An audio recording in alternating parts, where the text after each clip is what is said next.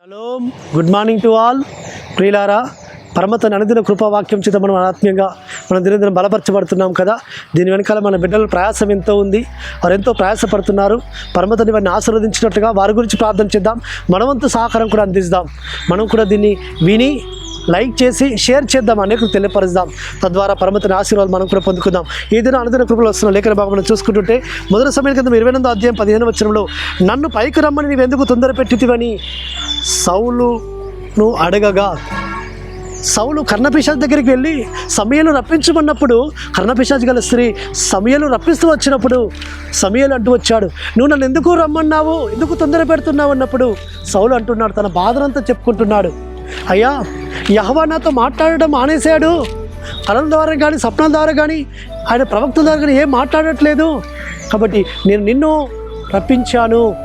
ఎందుకంటే యెహోవా మార్గం తెలియజేయటకు నాకు తెలియజెప్పేవారు ఎవరు లేరు, నువ్వు తెలియజెప్తావు నీ యెహోవా మార్గం అన్నప్పుడు సమూయేలు అంటూ వచ్చాడు, అయ్యా సౌలా, ఎందుకు పరమతని ఎప్పుడో నేను ఎడబాసి అన్నాడు. పరమతండ్రి చిత్తాన్ని నువ్వు జరిగించట్లేదు కాబట్టి, పరమతండ్రికి నువ్వు ఇష్టకరమైన జీవితం నువ్వు జీవించలేదు కాబట్టి, పరమతండ్రి ఎప్పుడో నిన్నుంచి ఆయన వెడలిపోయాడు, నీకు దూరం అయిపోయాడు. కాబట్టి నీ రాజ్యము తీసి దావీదుకి ఇస్తున్నాడు.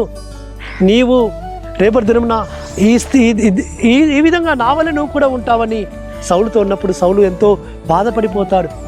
చూడండి, ఈ లోకంలో యెహోవా మాట్లాడట్లేదని, యెహోవా తనతో స్వప్నం ద్వారా కళ్ళ ద్వారా మాట్లాడట్లేదని సౌలు కర్ణపిశాచి స్త్రీ దగ్గరికి వెళుతూ వచ్చేప్పుడు వచ్చిన ఆ స్థితి ఎంత దౌర్భాగ్యమైన స్థితి చూడండి. కాబట్టి ఈ లోకములో ఏ ఒక్కరు కూడా కర్ణపిశాచి దగ్గరికి వెళ్ళకూడదు, చెలంగిదలను ఆశ్రయించకూడదు, చేతులు చూపించుకోకూడదు, జాతకాలు చూపించుకోకూడదు. అది పరమతనికి అసహ్యమైన క్రియ. ఆ అసహ్యమైన దాన్ని మళ్ళా తిరిగి సౌలు జరిగిస్తూ వచ్చాడు. ఒకప్పుడు అలాంటి వారిని అందరినీ వెలగొట్టాడు. సౌలు మళ్ళీ అదే మరో తిరిగి జరిగిస్తూ వచ్చాడు. సమూయేలు రప్పిస్తూ వచ్చాడు.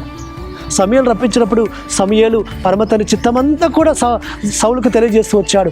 కాబట్టి ఈ భూమి మీద మనము సృష్టికర్తని యెహోవాను మాత్రమే ఆరాధించాలి, ఆయన మాత్రమే గణపరచాలి, ఆయన మహిమకరమైన జీవితాలు జీవించాలి, ఆయన చిత్తానికి లోబడాలి. అప్పుడు యెహోవా మనతో మాట్లాడతాడు, మనకి తన మార్గాన్ని తెలియపరుస్తాడు, తన ఆలోచన మనకు చెప్తాడు, తన ఉద్దేశాన్ని మనకు బయలుపరుస్తాడు.